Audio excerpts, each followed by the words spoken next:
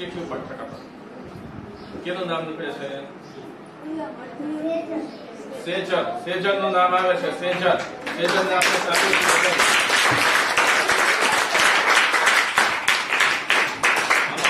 એક ચીઠી ઉપાડો વિભાગ તમારા કયો વિભાગ આવે છે જોઈ ડી સેજલ બેન ને ડી વિભાગ મળે છે આપણે ડી વિભાગના પ્રશ્નો જોઈએ બેસી જાઓ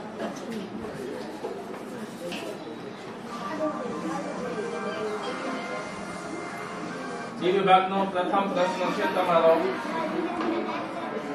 કયું પંખી સુંદર માળો બનાવે છે એને તમારે ઓળખવાનું છે તમારા ઓપ્શન છે બુલબુલ સુગરી કાગડો અને પોપટ કયો સુંદર માળો બનાવે છે એ તમારે ગોતવાનું છે બી સુગરી સુગરી છે એ સુંદર માળો બનાવે છે જોઈએ તમારો જવાબ બરાબર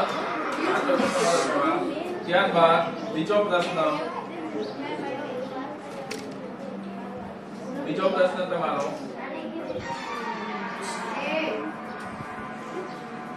નીચેનામાંથી કયા દેશમાં સૌથી વધારે ધર્મો પાળવામાં આવે છે ઓપ્શન છે તમારા ભારત ઓસ્ટ્રેલિયા જાપાન કે શ્રીલંકા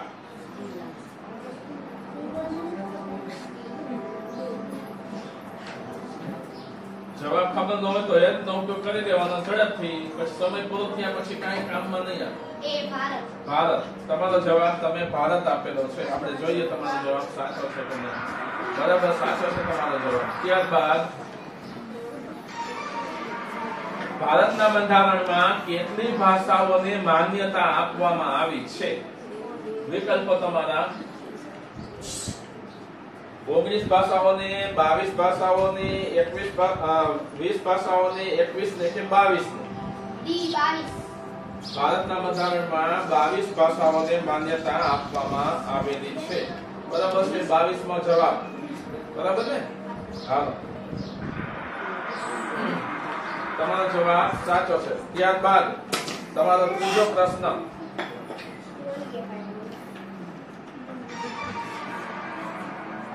વિશ્વમાં સૌથી વધુ વસ્તી ધરાવતો દેશ કયો છે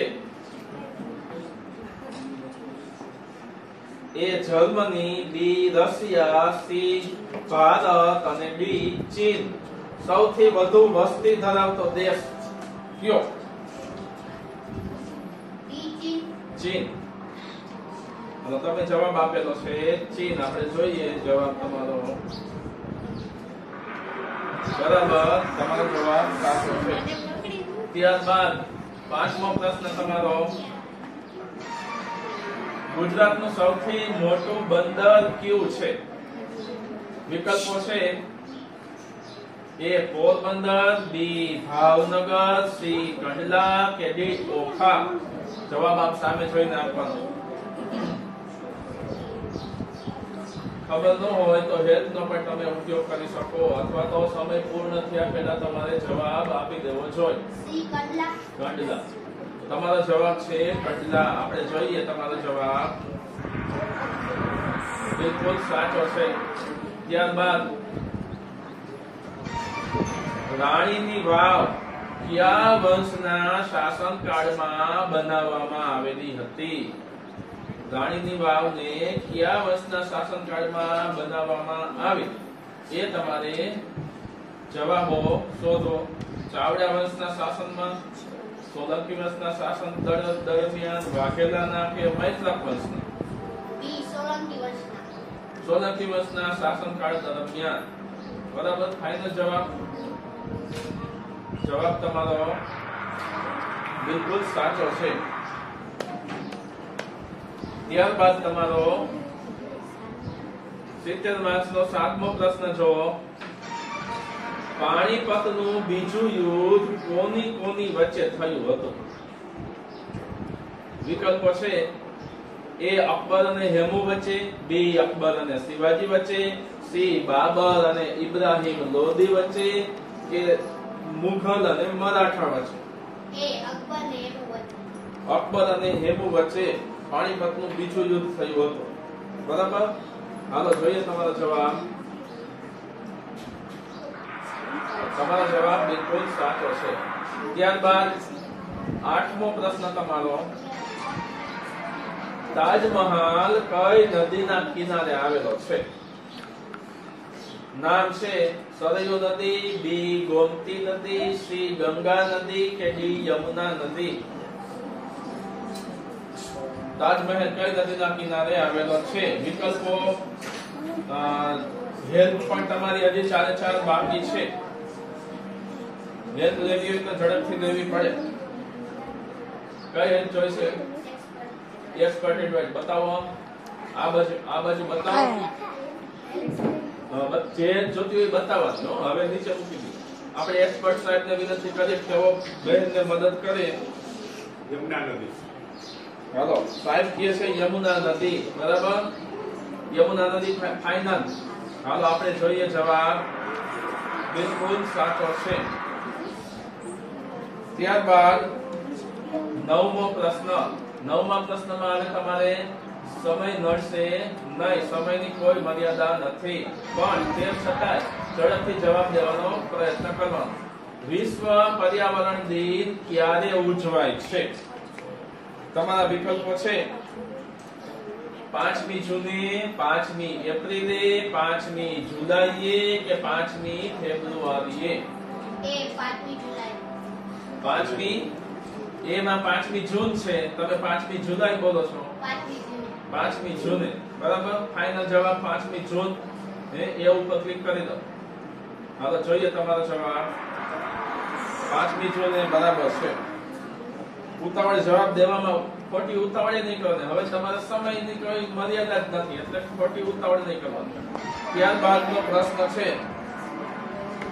થર્મોમીટરની શોધ કોણે કરી? વિકલ્પો છે તમારા ચાર્લ્સ બેબેજે, બી પાસ્કલે, સી જેમ્સ વોટે કે ડી ગેલિલિયોએ?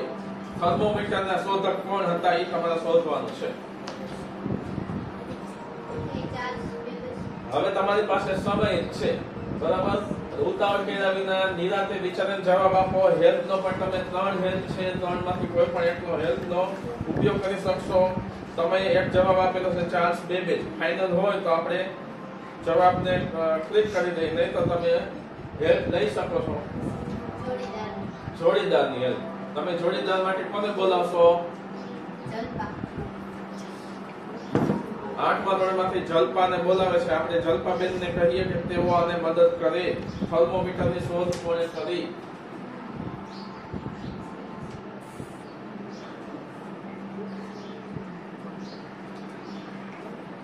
આનો ફોટો લ્યો. બેન બાવળ કરી હેલ્પ વડામાં આવે તો ફોટો લઈ લેવાનો.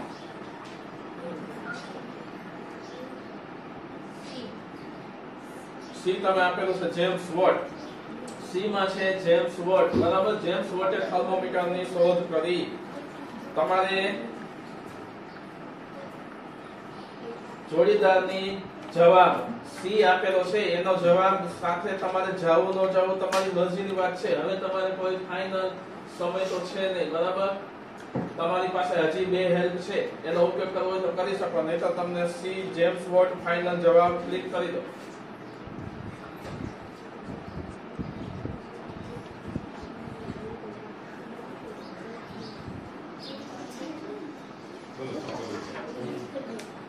બે હેલ્પ નો ઉપયોગ તમે કરી શકશો.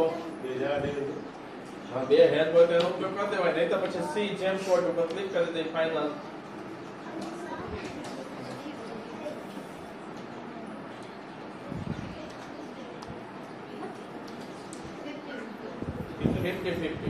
હાલો આપણે 50-50 હેલ્પ માટે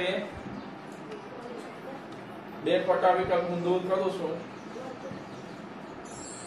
આ જવાબ તો તમારો ગયો, બરાબર. આ જવાબ એ ગયો. હવે તમારે બી અથવા તો ડી માંથી એક ઉપયોગ કરવાનો છે.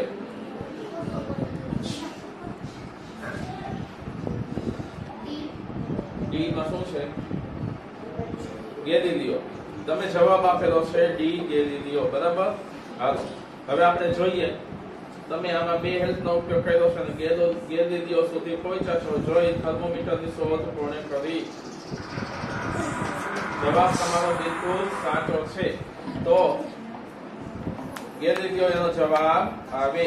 હવે 11મો અને 12મો પ્રશ્ન તમારી સામે ચિત્ર આવશે.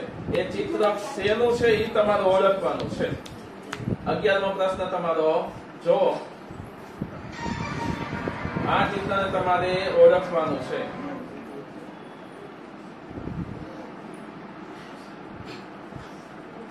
તમારા બધા પાઠ્ય પુસ્તકમાં આવે છે. જનરલ નોલેજના પ્રશ્નોમાં પણ તમને બધાને જોયેલું જ હોય છે. જોઈ લીધા? હવે આપણે જોઈએ તમારો વિકલ્પ. બરાબર છે? ચિત્ર જોઈ લીધું? તો તમારા વિકલ્પો છે એ સુવર્ણ મંદિર અમૃતસર, બી હવા મહેલ જયપુર, સી કોણાર્કનું સૂર્ય મંદિર કે ડી મણિ મંદિર મોરબી. તમારે 11 અને 12 બે જ પ્રશ્ન બાકી છે. એક પ્રશ્ન જવાબ તમે ખબર ન હોય તો તમે હેલ્પ પણ લઈ શકો અને 12મા પ્રશ્ન જવાબ આપશો તો તમે ચેમ્પિયન બનશો. તમારી સામે સમયની કોઈ મર્યાદા નથી. વિચારીને જવાબ આપી શકશો. હેલ્પ એક જ બાકી છે. ચિત્રને બરાબર જો, હજી તમારી સામે જ છે તો તમે એને ઓળખી શકો. સુવર્ણ મંદિર છે, હવા મહેલ છે, કોણાર્કનું સૂર્ય મંદિર છે કે મણિ મંદિર મોરબીનું છે.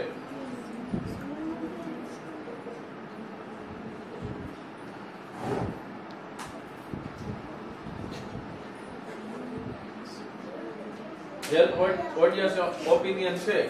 છેલ્લી હેલ્પ બાકી છે.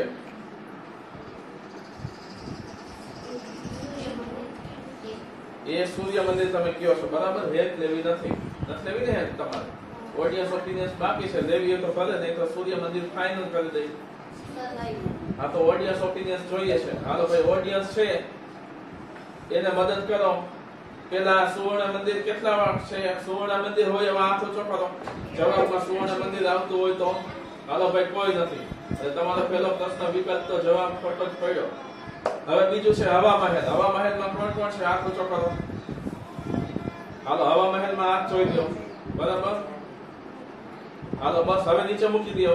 હવે પાછા બીજી વાર હાથ ઊંચા ન કરતા. સી કોણાર્કના સૂર્ય મંદિર વાળા હાલો એક છે. અને મણિ મંદિર વાળા હાલો કોઈ નથી. હવે તમારે હવા મહેલમાં અને સૂર્ય મંદિરમાં. હવા મહેલમાં હતા તમારે વધારે વિચારો. કયો જવાબ આપશો? બી હવા મહેલ. હવા મહેલ જયપુર.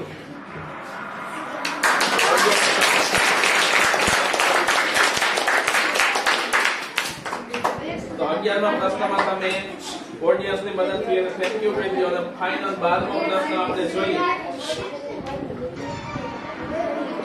આ મહાન ક્રાંતિકારી કોણ હતા? તમારા પાઠ્ય પુસ્તકમાં પણ આનો ફોટો આપેલો છે. જો નિરાતે વાંચ્યો હોય, જોયો હોય તો તમને ખ્યાલ આવી જશે. બરાબર? વિકલ્પો તમારા જોવો. એ પ્રફુલ્લ ચાકી, બી ચંદ્રશેખર આઝાદ, સી ખુદીરામ બોઝ કે ડી બટુકેશ્વર દત્ત. હવે તમારી પાસે કોઈ પણ જાતની હેલ્પ નથી, પણ જવાબ સાચો આપશો તો તમે ચેમ્પિયન બનશો. નિરાતે વિચારીને જવાબ આપવાનો છે. છેલ્લું ફાઇનલ જવાબ છે તમારો. મતલબ 12મો પ્રશ્ન સાચો જવાબ હશે તો તમે ચેમ્પિયન બનશો. તો તમે 7 કરોડ રૂપિયા જીતશો.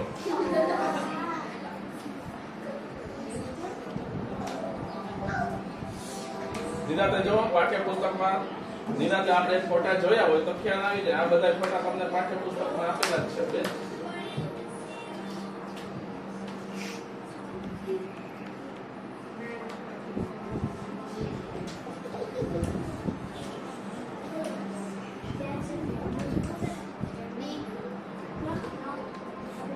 ડી તમે બટુકેશ્વર દત્ત જવાબ આપો છો. બરાબર? હવે તમારે હેલ્પ પણ છે નહીં.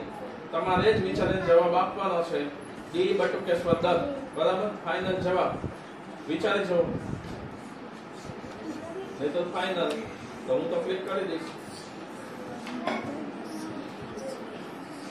ચોપડી જોઈતી કોઈ દીશે ને? ચોપડીમાં આવું આવ્યું હતું કે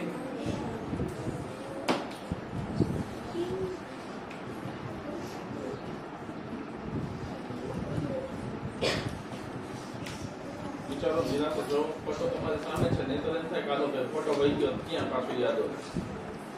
તમે ડી બટુકેશ્વર 10 જવાબ આપ્યો છે કેતા હોય તો ફાઇનલ કરી દે. બદલવું હોય તો તમારી મરજી.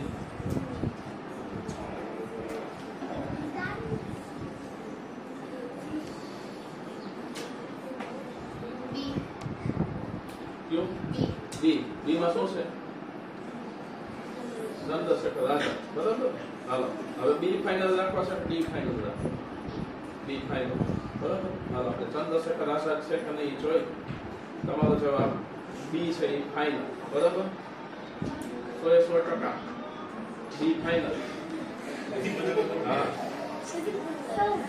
પછી જવાબ નહીં. પછી એકવાર ક્લિક થઈ ગયો તો પૂરું. તો ચેમ્પિયન થાય ને નો થાય. હવે હેલ્પ તો છે નહીં. પણ હવે તો છે હવે એનો સમય તો છે નહીં પણ એને જવાબ દેવાનો ફાઇનલ. બરાબર. ચંદ્રશેખર આઝાદ અથવા બટુકેશ્વર દત્ત અથવા પ્રફુલ્લ ચાકી અથવા ખુદીરામ બોઝ તમે 2 વખત જવાબ દીધા. તમારે વિચારવાનો છે ફાઇનલ જવાબ કયો આપવો. હેલ્પ તમારી બધી પૂરી થઈ ગઈ છે. હાલો કયો ફાઇનલ જવાબ છે?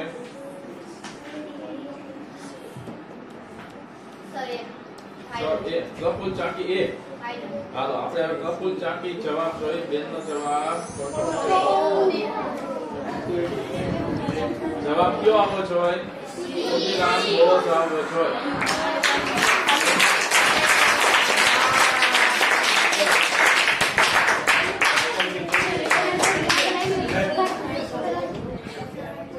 છેલ્લે તો આ લોકો એટલું બોલતા હતા સી સી છે એવું અંદર આમ બોલતા હતા પણ તું સી ઉપર આવી જ નહીં. તું ડી ઉપર ને એ છેલ્લે બી ઉપર ને એ ઉપર સાહેબે ઘણી કોશિશ કરી કે તું સી ઉપર આવે પણ તને ખબર નહીં સી માં દેખાતું નહોતું.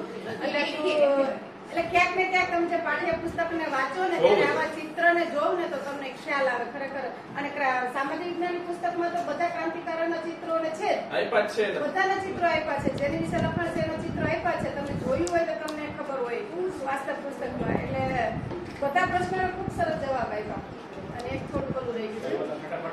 હા અને આમ તો કિરણભાઈની ખૂબ સરસ મહેનત છે. કેબીસીમાં આ બધું કરવું કઈ સહેલું નથી. સમય બહુ કાઢવો પડે છે. આના માટે સમય બહુ જોઈએ છે. તમને ખબર જ છે બધા તમે ઘરે કેવી રીતના કરો છો. અને આના માટે તમને ઘણું બધું બધાને જ્ઞાન મળતું છે. કેમ કે એક એક પ્રશ્ન પાછું એક પોઈન્ટ હિસાબે તમને જે પાઠ્યપુસ્તકને લગત પ્રશ્ન પૂછે છે.